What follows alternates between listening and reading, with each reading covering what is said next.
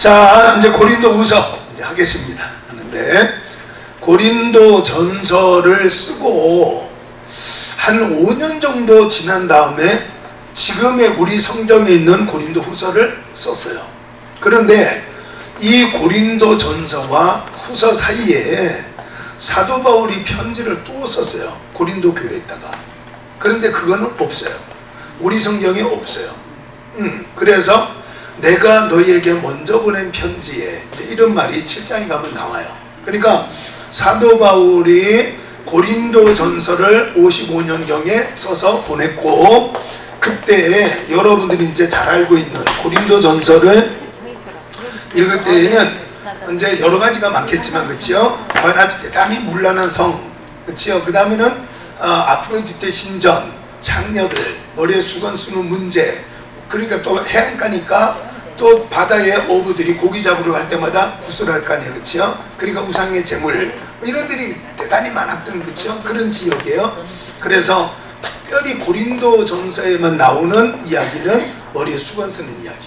그는 어디 다른데 어디에도 없어요. 거기에만 나와. 그래서 장녀들 이야기지, 그치요? 그래서 교회 안에 아프로디테 신전, 아프로디테 신전은 영어로는 비너스예요, 비너스. 그 다음에 그 고린도에서 이렇게 건너보면은 흑해가 위에 있고, 그 다음에는 지중해가 있고, 그 다음에는 흑해와 지중해 사이에 에게해가 있고, 그 다음에는 흑해와 그 다음에 에게해 사이는 보스포러스라는 바다가 이렇게 건너편 보여요, 그치요? 이 터키 이렇게 바로 보여요. 그리스 보여요. 이렇게 바다지만 건너가 이렇게 보여, 한강처럼. 그런 바다가 있잖아요, 그치요? 바로 거기 이렇게 고린도에서 이렇게 쳐다보면, 그렇지요. 그 말 하려고 그러는 거예요. 에베소가 이제 예를 들어 보인다고 치면, 물론 보이진 않지만 에베소가 보인다고 치면 고린도에는 아프로디테 신전이 있고, 그 다음에는 에베소에는 아데미 신전이라는 게 있어요. 이 아데미 신전은 누가 만들었냐면은 알렉산더 대왕이 만들었어요. 그래서 아프로디테 신전과 아데미 신전, 이거는 세계 7대 불가사의 중에 하나예요. 그러니까 어떻게 저런 걸, 그러니까 우리가 요한계시록 2장과 3장 하나님 말씀 보니까 거기는 이런 말이 있어요. 그러니까 하나님 나라 기둥에 기둥이 되게 하리라, 이런 말이 있어요. 그 성지순례 가보면 지붕은 다 무너졌는데 기둥만 서 있잖아요, 그치요? 뭐 어디나, 그치요? 지붕은 다 무너지고 없는데 기둥만 여기 서 있어, 그치요? 그러니까 이제 그것처럼 이 보면은, 와, 저 성전을 어떻게 줬을까? 그 아데미 신전도 마찬가지고 아프로디테 신전도 마찬가지예요. 어마어마하게 건축을 해놨기 때문에, 와, 저걸 어떻게 줬을까? 근데 아데미 신전은 풍요의 신이에요, 풍요의 신. 여러분들이 뭐 신학을 하니까 우리가 바알과 아세라 했잖아요. 아세라 신, 아세라는 우리나라로 말하면은 천하대장군, 지하 여장군처럼 여자신이 여자신, 바알은 남편, 그 다음에는 아세라는 부인의 부인인데 아세라 신은 풍요의 신이에요, 풍요의 신. 땅을 주관해가지고 소출, 그래가지고는 어떻게 생겼느냐 하면, 그렇지요, 잘하시네. 이렇게 유방이 많이 날렸어요, 유방이. 그러니까 우리 뭐 예전에 이발소에 가면 그치요, 다산, 이래가지고는 많이 낳는 거, 상징적인 동물이 뭐예요? 돼지잖아요, 돼지.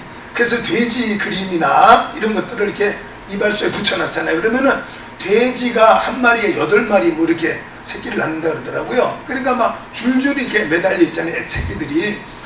저거 아세라 신이 바로 그래요. 그래서 머리가 하나 있고요. 그 다음에 몸통이 이렇게 있고, 몸통이 이렇게 해서 막 이렇게 많이 이렇게 달려있어요. 그래서 이게 저거 아세라 신이에요. 근데 아데미 신도 아데미 신도 풍요의 신이래 가지고, 그러니까 아까 말씀드린 것처럼 이쪽이가 그리스, 이쪽이가 터키. 그러면은 이 고린도에서 이 건너편에 에베소가 있는데, 바로 이 에베소에서 고린도 전서를 썼어요. 고린도 전서를. 여기 이제 아데미 신이 있고, 그 다음에는 그리스가 이게 쭉 그리스인데, 그리스 위에가 마게도니아가 있어요.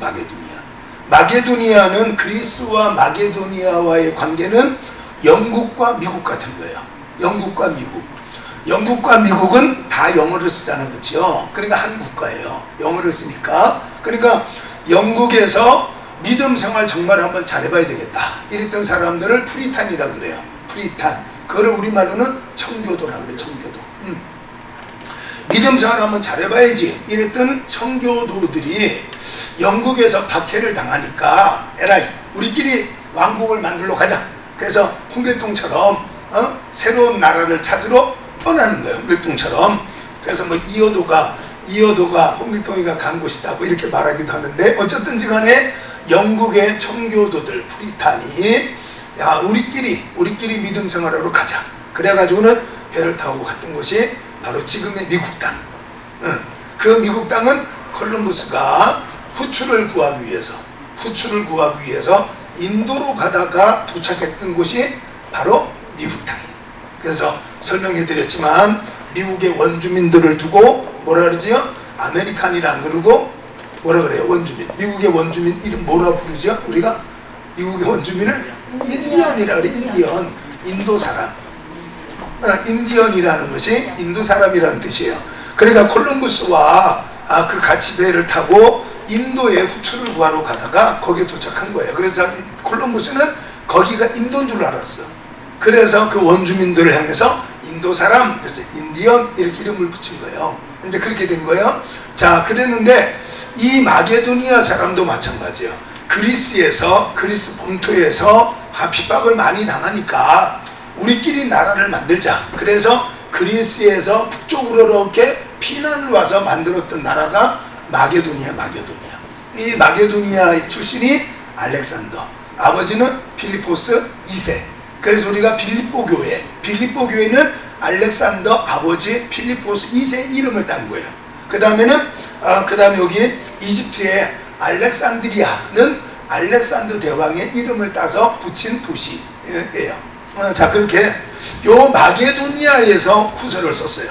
마게도니아에서 언제 썼느냐 하면은 59년에서 60년경 이렇게.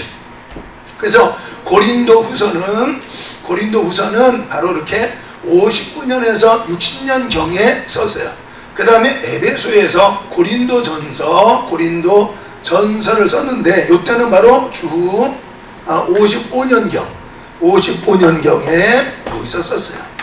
그 다음에는 요 둘 사이에 한 번 편지를 더 썼어요. 한 번 더 썼는데 그 편지는 사도 바울이 고린도 후서를 읽다가 보면 내가 너희에게 먼저 보낸 편지에 라는 것은 나오지만 존재는 안 해요.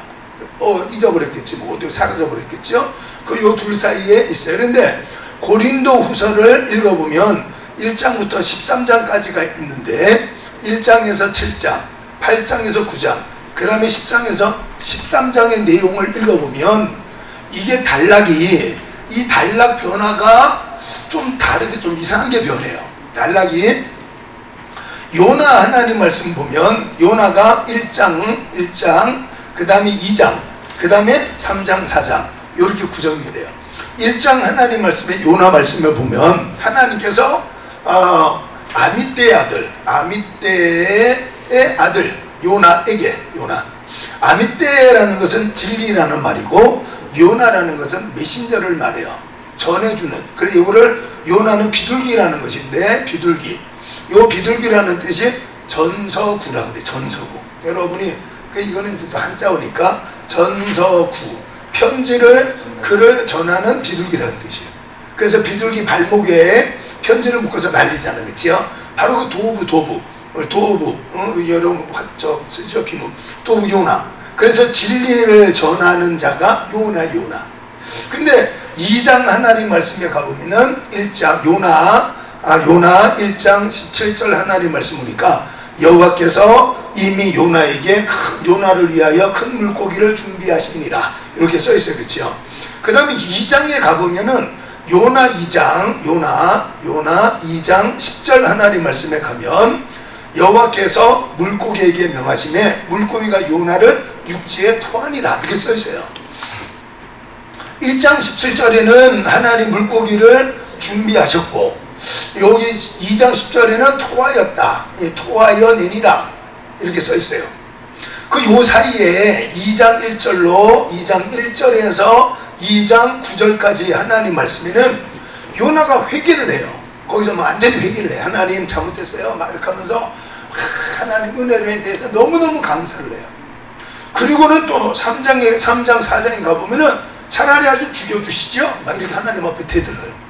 그러니까 요 이야기가 학자들에 의하면 2장은 후대에 와서 쓰여진 것이라는, 후대. 나중에 원래는 1장, 3장, 4장으로 구성된 글이지만 요나가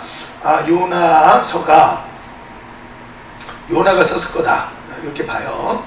사무엘이 썼을 거다 이렇게 말하는 사람도 있지만 요나가 썼을 것이다.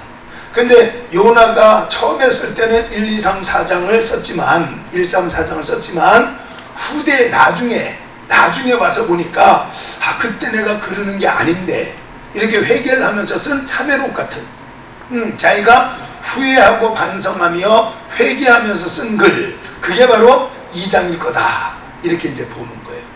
그러니까 1, 3, 4장의 내용이 요나가 하나님 말씀을 거역하고 그래서 절대로 권세는 이길 수 없다는 거예요. 권세는 절대로 이길 수 없어요.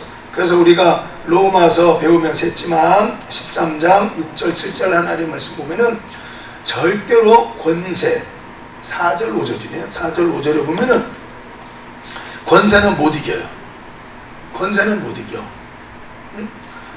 권세는 하나님이 세우는 거니까 우리의 힘으로서는 이길 수가 없어요. 그래서 요나 1장 13절 하나님 말씀에 가보면 사공들이 요나를 살리기 위해서 열심으로 노를 졌지만 하나님은 더 큰 광풍을 불게 만들어버려요. 못 이겨요. 절대로 못 이겨요. 그러면은 방법이 뭐냐? 회개. 그러니까 코로나 괜히 생겼다 이렇게 생각하면 안 되는 거예요. 하나님께서 뭔가 우리에게 메시지를 보내고 있다. 그 메시지를 들을 수 있는 사람이 이게 바로 하나님 앞에 쓰임받는 선지자. 그래서 요한계시록 2장과 3장 하나님 말씀에 아시아 터키의 7교회를 향해서 예수께서 하시면서 말 끝날 때마다 하시는 말씀 있죠. 그렇죠. 귀가 있는 자들은 성령이 교회들에게 하시는 하나님 말씀을 들을지어다 이 말씀을 하는 거예요. 그러니까 그거를 미리 들을 수 있는 사람을 미리 듣고 행하는 거니까, 미리 아는 거니까 선지자, 미리 볼 수 있는 사람 선견자, 이 예언자들이. 그러니까 여러분들이 그걸 미리 볼 수만 있다면, 여러분뿐이 아니라 저도 미리 볼 수만 있다면 감사하죠. 그러니까 여기 하나님 말씀 보니까 저 권세가 괜히 칼을 가진 게 아니다 이렇게 하면서 너희에게 악이 있어서 그렇다. 회개. 나는 그 회개가 뭐냐? 제 생각, 내 개인적인 생각, 예배 회복이에요. 예배. 한국교회가 예배 회복 요즘에 신났죠. 예배 안 드리니까 공식적으로 국가에서 다 쉬라고 그러니까 얼마나 편해요. 와, 여러분 봐봐요. 취미는 돈을 내고라도 해요. 취미. 직업은 돈을 받아야 해요. 그러니까 저 같은 목사들은요, 예배가 취미가 아니라 직업이 돼 있어요. 취미라 그러면은 의미가 좀 다르지만 하나님 앞에 감사해서 드리는 예배가 돼야 되는데 직업처럼 돼 있어요. 그러니까 취미는 안 가면 가고 싶어요. 자기가 돈을 내서라도. 그런데 직업은 오지 말라 그러면 편해요. 쉬는 거니까. 한국교회가 이렇게 하면서 예배가 점점 줄어들 거다. 나는 그렇게 이제 생각을 해요. 예배가 이제 한번 해보니까 와, 편해요. 편해져 버리는 거예요. 그래서 쌀밥 먹던 사람들은 보리밥을 못 먹어요. 편해져 버리면요 다시 돌아가기 힘들어. 그래서 이제 한국교회가 점점 예배가 줄어들어요. 그러니까 안타까운 거예요. 그러니까 되게 신나지. 요즘에 예배 안 드리니까 신나죠. 마지막 때의 증거, 히브리서 10장 25절, 다니엘 12장 11절일 거예요 아마.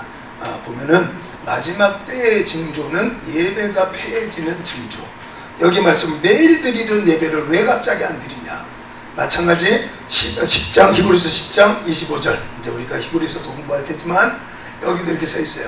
마지막 때가 되어지면 예배를 폐하는 자들이 습관처럼 일어나기 시작한대요. 그러니까 이제 예배가 습관, 이제 안 드리는 게 습관이 돼요. 이제 안 드리는 게, 그러니까 이제는 안 드려도 상관없어요. 이제 그렇게 간다고. 어쨌든 간에 요나에게 큰 광풍이 불고 사공들이 한번 그 권세, 대적하는 권세를 한번 이겨보려고 하지만 하나님이 더 큰 광풍을 불게 해버리니까 어쩔 수가 없이, 그치요? 그 요나가 던져지게 되고, 그 다음에 이렇게 되죠. 그러니까 요나 이야기, 제가 그 이야기를 하려는 게 아닌데, 요나의 구조를 보면 1장과 3장, 4장이 한 권의 책으로 됐는데 2장이 끼어들었어요. 그래서 학자들 중에는 고린도 후서의 구조도 바로 그렇게 돼 있다, 이렇게 이제 설명을 하는 거예요. 그래서 1장에서 7장까지 하나님 말씀에는 이 고린도 교회, 우리가 지난번 고린도 전서를 할 때 고린도 교회 안에서 성도들을 이렇게 회방하는 사람들이 있다고 그랬어요. 무슨 주의자라고 그랬죠? 유대주의자들. 유대주의자들이 있어요.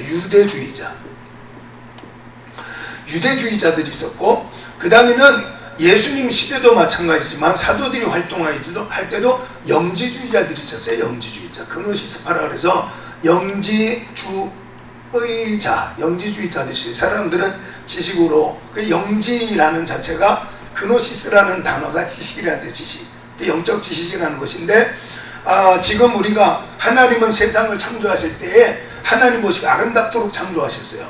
그런데 고등학교 전국, 대한민국 전국 고등학교 학생들 중에 서울대학에 갈 수 있는 학생은 2등도 갈 수 있겠지만 대부분은 1등이 가요. 전교 1등. 그렇죠?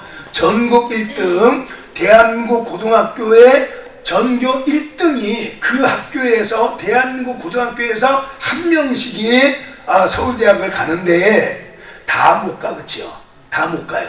그러면 예를 들어서 서울대학교 법과대학에 전국의 고등학교 전교 1등 하던 학생들이 의과대학에 왔어요. 그러면 중간고사를 치르고 나면 거기에 1등이 있고 꼴등이 있어. 그치요? 자기가 고등학생일 때는 전교에서 1등이었지만 와보니까 전국에 전교 1등들이 모였지만 시험을 쳐보니까 1등에서 꼴등이라는 게 서열이 생기는 거예요. 그래서 이 영지주의자들은 이렇게 말했어요. 하나님께서 지으신 것들이 많이 있는데 그 중에 1등이 있고 꼴등이 있다. 그 꼴등이 뭐냐? 그게 바로 우리다. 우리. 그게 바로 이게 책상이다, 이거예요. 그러니까 지금 우리가 보고 있는 이 세상의 모든 것들은 하나님은 선하게 지었지만 그 선한 것들 중에도 1등, 2등 따지다 보면 꼴등이 있는데 그 꼴등이 바로 지금 우리가 겪고 있는 모든 만물이다. 그러니까 지금 우리가 앉아있는 의자, 우리가 뭐 보고 있는 날아가는 새, 뭐 이런 이 세상에 존재하는 모든 것들은 하나님은 선하게 지었지만 선한 것에 1, 2, 3등 이렇게 서열을 붙이다 보면은 맨 꼴등이 바로 우리가 지금 겪고 있는 것이다. 그래서 여러분들이 에피쿠루스 학파라고 철학을 할 때 쾌락주의자라고 아마 생각이 가물가물할 거예요. 그 에피쿠루스 학파 쾌락주의자들은 우리의 영은 자유로운 것이지만 육체 속에 가둬 있는 것이다. 그 육체가 감옥이다. 영지주의자하고 똑같은 거예요. 그러니까 여기서 벗어나는 것이 영의 자유를 누리는 거다. 쾌락주의자들이 그랬어요. 그러니까 그 에피쿠루스 학파라는 철학자들과 영지주의자들의 생각이 비슷했어요.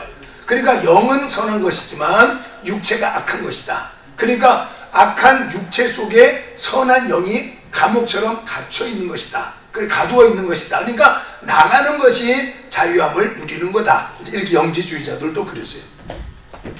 자, 이 유대주의자들이 늘 할례 문제를 가지고 이 고린도 교회 성도들에게 자꾸 이렇게 올무가 되게 만들었어요. 근데 이 유대주의자들이 사도 바울에 대해서 야, 너 진짜 목사가 맞아? 네가 진짜 사도가 맞아? 막 이렇게 했어요. 사도의 정의는, 사도는 예수님께서 임명한 제자들을 두고 사도라 그래요. 그래서 사도가, 제가 넌센스지만 지난번에도 한번 물어봤어요. 이 사도가 몇 명이라 그랬지요? 몇 명? 12명? 13명? 또 해봐요. 또 해봐. 자, 12명도 맞고 하여튼간 넌센스라 그랬잖아요. 한번 해봐봐요. 그 이후에 그치요. 자, 한번 해봐봐요. 몇 명일까요? 13명도 맞고 11명도 맞고. 자, 예수님께서 임명한 제자 사도는 12명. 그치요? 그 다음에는 가룟 유다가 자살한 다음에 세운 사도가 누구예요? 마띠아. 그치요? 마띠아. 그러면 몇 명이에요? 13명. 그 다음에는 누가 있어요? 사도 바울이 있잖아요. 그래서 14명.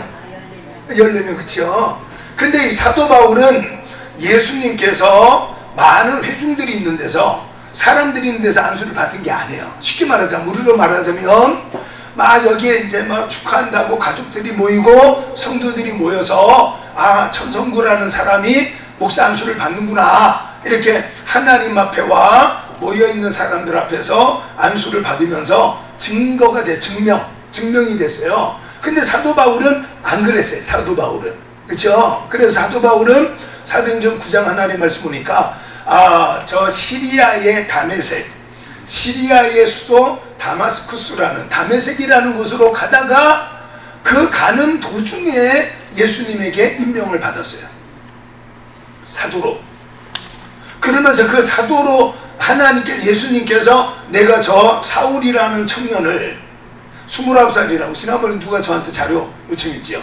해보니까 29살 때 만났어요. 예수님을 다메섹 도상에서. 태어나는 게 5년에 태어났어요. 5년. 예수님과의 나이 차이가 5살 차이.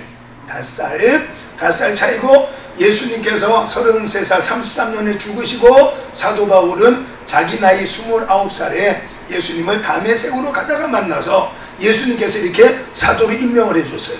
그러면서 사도로 임명했다 하는 것을 한 사람에게 알려줬어요. 그게 또 누굴까요?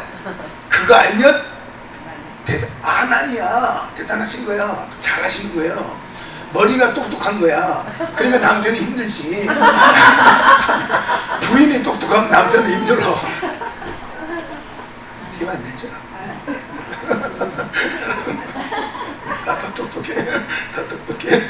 아나니아 잘 알고 계시는 거예요. 왜냐하면은 자꾸 우리가 머리를 쓰면 생각이 이렇게 자꾸 떠오르는 거니까 자꾸 여러분 이렇게 생각, 기억을 더듬어 보시라고. 그거 좋은 거예요. 자꾸 생각해 보는 게.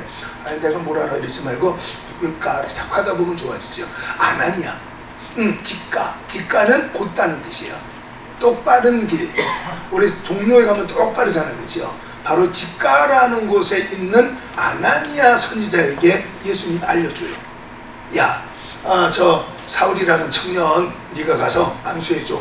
직가라는 곳에 있는데, 그러면서 아나니아 선지자에게 바로 그 사울이라는 청년은 이방인들에게 복음을 전하기 위해서 내가 택한 나의 그릇이다. 이렇게 예수님께서 내가 택한 사람이다. 이렇게 말을 해줘요.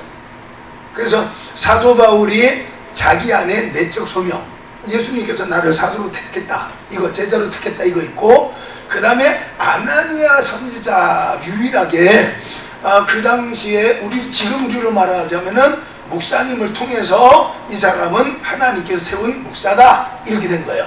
대중들 앞에서 안수받은 건 아니지만, 그래서 아나니아 선지자 가서 안수하고 비늘 같은 것이 벗겨지면서 3일 만에 눈을 뜨게 되고, 그러면서 이제 사도로 자기가 이제 활동을 하게 되는 거예요. 그런데 사도 바울이 그렇게 자기가 내적 소명이 있고 아나니아 선지자를 통해서 너는 이방인에게 복음을 전하기 위해서 택하신 예수님의 그릇이다, 이렇게는 했지만, 정작 여러분들 집사 임명을 받을 때 집사 임명장 이런 거 받잖아요. 그렇죠? 근데 이 사람 사도 바울에게는 목사 임명장이 없었어요.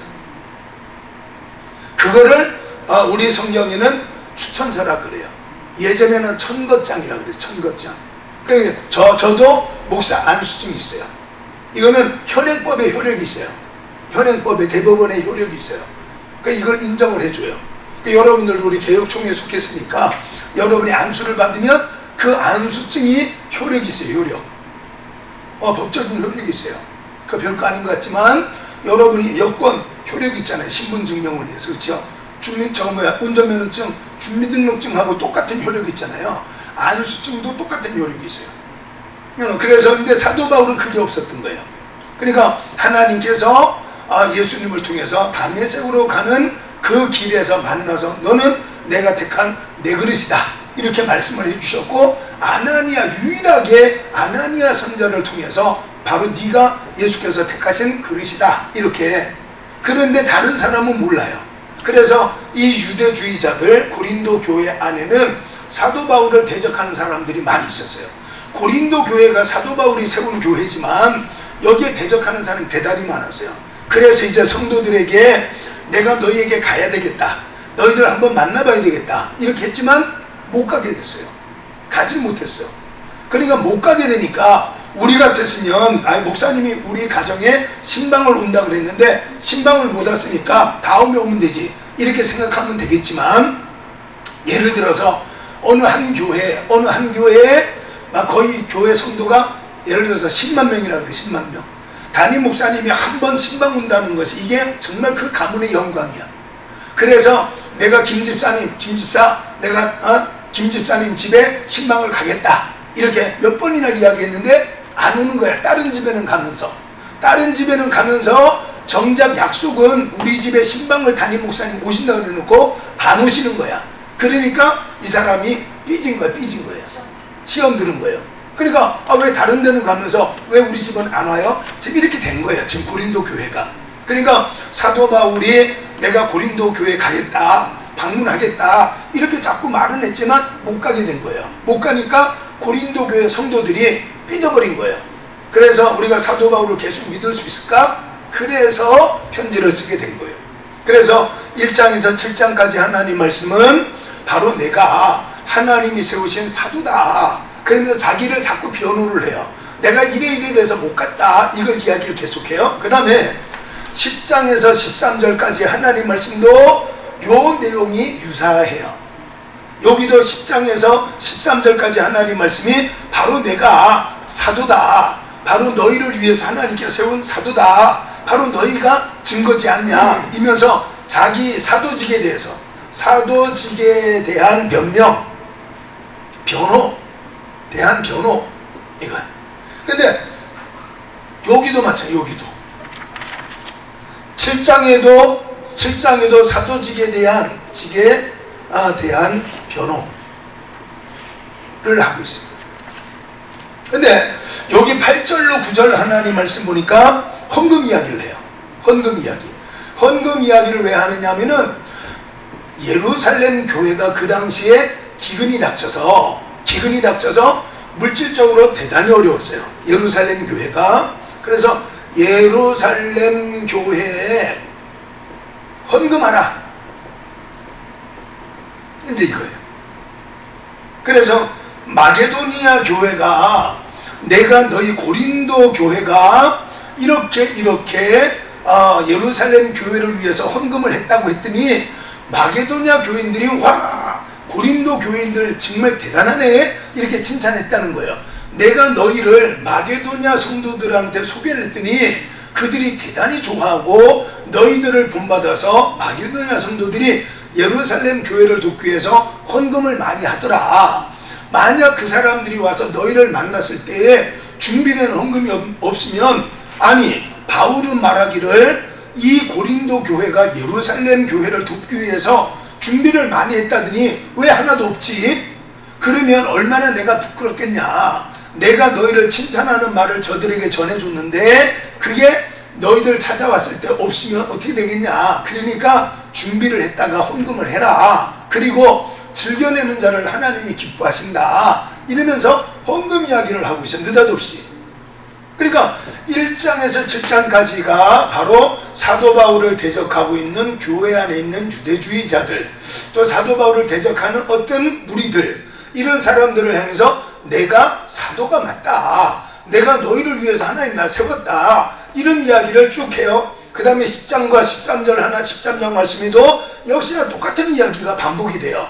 그러면서 그 사이에 8장과 9장 사이에는 예루살렘 교회 헌금 이야기를 하고 있어요.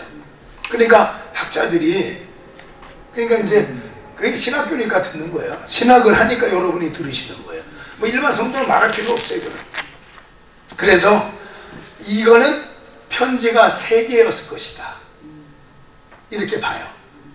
고린도 후서는 편지가 3개가 합쳐서 되어진 그릴 거다 이렇게 보는 거예요. 왜 다르다는 거죠. 그러니까 아까 제가 말했던 요나 하나님 말씀은 1장과 3장 4장 1장을 읽고 3장 4장을 읽으면 무난 없이 이야기가 흘러가요. 그래서 1장 17절 하나님 말씀에 하나님께서 요나를 위하여 여호와께서 이미 큰 물고기를 준비하시니라. 물고기가 요나를 삼키니라. 2장 10절 하나님 말씀에 가보면은 여호와께서 물고기에게 명하시며 물고기가 요나를 육지에 토하니라. 3장 1절 여호와의 말씀이 두 번째 요나에게 임하여 이르시되 일어나 너는 접근 성읍 니느웨로 가서 내가 너에게 지시한 말씀을 전해라. 이렇게 나와요. 그러니까 요 2장 자체가 요게 뜬금없이 여기 들어와 있는 거예요. 그러니까 학자들이 고린도 후서를 연구를 하면서도 뜬금없이 헌금 이야기가 왜 들어와 있을까? 1장에서 7장 그 다음에 10절로 13절까지를 계속 쭉 읽으면 계속해서 자기가 고린도 교회에 방문하지 못해서 내가 이래서 못했다 변명, 그 다음에 사도직에 대한 변호, 나는 그럼에도 불구하고 하나님이 세운 사도다 이거를 계속 말하는데 요게 예루살렘 교회 헌금 이야기가 끼어든 것은 요게 바로 세 개의 편지가 하나로 엮여진 것 같다 이렇게 봐요. 그러니까 신학자들이 보는 거예요. 그러니까 우리는 뭐 굳이 성도들 입장에서는 뭐 굳이 안 따져도 상관없어. 그래서 제가 말씀드렸던 창세기 1장과 그 다음에 창세기 2장 4절 이하 2장 3절까지 이거 해드렸잖아요. 그치 기억나지? 그래서 창세기 1장 1절 하나님 말씀에 태초에 하나님이 천지를 창조하시니라. 그 여기는 하나님이 이렇게 계속 나오는데 그치요? 2장 4절 이하 하나님 말씀에는 여호와 하나님이 이 계속 여호와 하나님 여호와 하나님이 이렇게 계속 나온다. 그러니까 창세기 1장에서 2장 3절까지는 계속해서 하나님이 어떻게 계속 하나님이 이렇게 하다가 2장 3절 2장 4절에 가보면은 여호와 하나님이 천지를 창조하실 때의 대략이 이러하니라. 여호와 하나님이 남자와 여자를 만드신다. 여호와 하나님께서 짐승을 만들었다. 이렇게 여호와 하나님이 이렇게 계속 나와요. 그러니까 창세기는 누가 썼지요? 모세가 썼다 그러죠. 우리가 통상 모세가 썼다고 이제 그래요. 제가 이렇게 말하니까 뭔가 감추고 있는 게 있나 보다 이렇게 느껴지지, 그치요? 그래서 학자들은 요게 쓰여진 때가 언제냐면은 학자들은 요게 바벨론 포로 580 BC 586년에 이제 아수르가 멸망을 당하고 바벨론이 이제 장악을 하면서 이스라엘 백성들을 포로로 끌고 가게 돼요. 그때 이제 4차에 이르러 3번, 4번이나 포로로 끌고 가요. 한 번은 천재들만 끌고 가요. 1차 포로. 천재가 누구예요? 다니엘, 사드락, 메삭, 아벳느고. 4사람. 천재, 왕족. 얘네들은 공부에 이렇게 말 안 해도 공부하는 애들. 천재, 친바벨론 정책. 그래서 이스라엘 남유다에 그때는 북이스라엘이 완전히 없었으니까 이스라엘의 왕족들 중에 천재들 4명을 포로로 끌고 가요. 그러나 천재, 그 이스라엘 중에도 천재. 유태인들이 똑똑하잖아요. 그 중에서도 최고로 똑똑한 천재 4명을 끌고 가요. 그래서 창세기는 그냥 여러분이 알고만 계세요. 언제 쓰여졌을까? 바벨론 포로기에 쓰여졌을 거다. 바벨론 포로기에, 그러니까 현대 학자들은 별소리 다 하는 거예요. 대신에 이렇게 말할 때에는 자기가 속한 대학에서 논문을 인정을 한 거예요. 그렇기 때문에 이제 우리가 이렇게 학교에서 가르치는 거예요. 그 어떤 교수가 말하더라 그게 아니라 이게 공인된 이게 그럴 수가 있겠다. 이제 그거를 해서 이제 우리가 책으로 이렇게 나오는 거예요. 이게 막 나오는 게 아니고. 자, 그래서 바벨론 포로기에 이스라엘 백성들이 있었던 지역이 어디냐 하면 여의도 앞에 가면 여의도 쪽에 가면은 밤섬이라는 데가 있어요. 밤섬. 율도 밤섬, 그치요? 밤섬이 하나 있다. 밤섬. 그 밤섬은 홍수만 나면 잠겨요. 홍수만 나면. 그러니까 이스라엘 백성들이 바벨론 포로에 끌려갔을 때 거주했던 지역이 바로 그 밤섬 같은 지역이었을 거다. 이렇게. 그러니까 있었던 지역이 그런 지역이었어요. 것이다가 아니라 그런 지역. 야곱과 그 다음에 이스라엘 백성들이 요셉을 따라서 이집트로 가잖아, 그치요? 가서 거주했던 곳이 어디죠? 고센 땅이에요. 고센 땅. 그 고센 땅은 목초지가 있는 땅이었어요. 그러니까 이 이집트 사람들은 짐승들 키우는 사람들을 별로 좋게 생각하지 않았어요.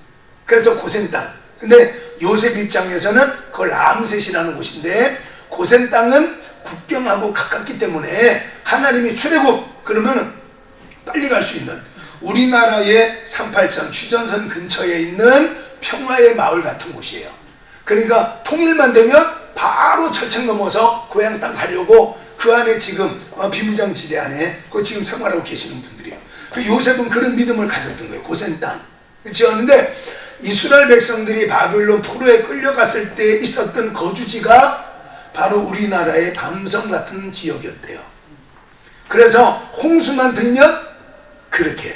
그래서 창세기 1장 1절에서 5절 하나님 말씀 보니까 하나님이 천지를 창조하셨는데 창조할 당시의 모습이 어땠다고요? 공허와 혼돈과 흑암이 가득했다는 거예요.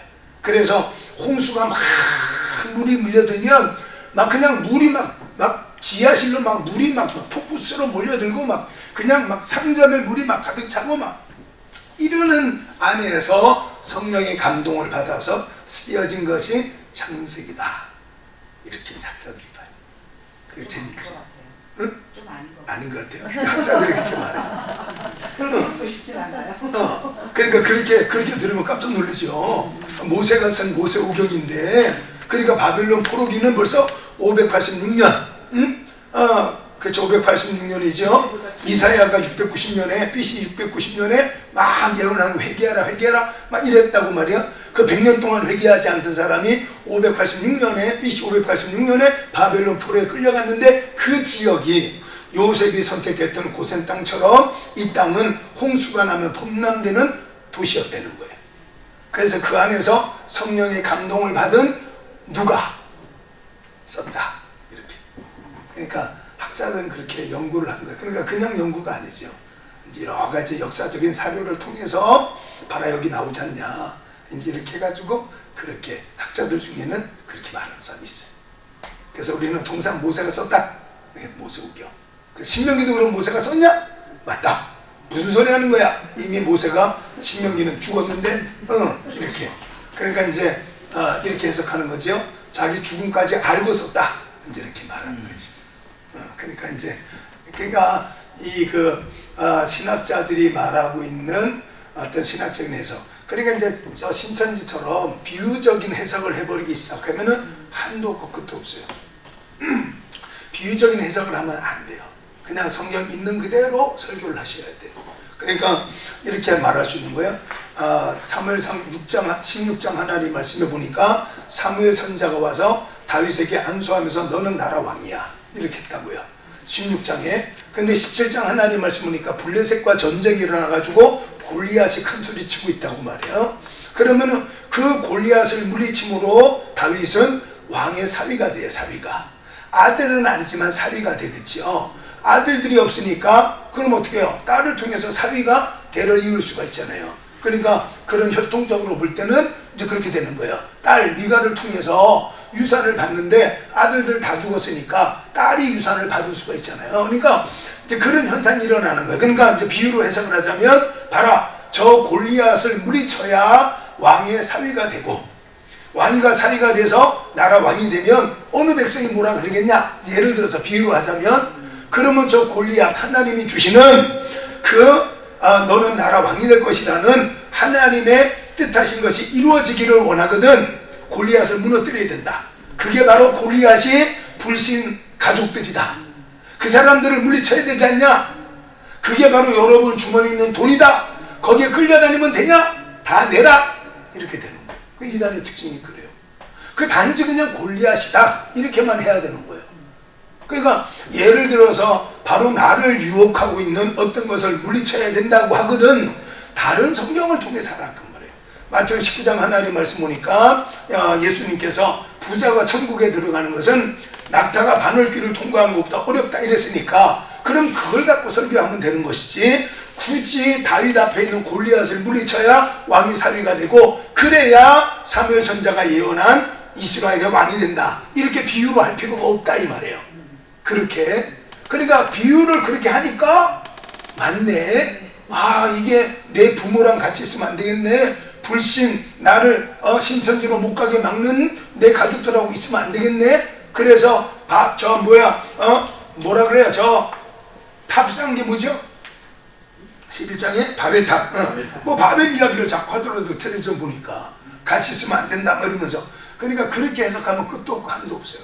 그걸 계속적으로 하니까 쉽게 말해서 쇠뇌가 되고 종교는 그래서 뭐와 같다 그러죠? 마약 아편과 같다는 거예요.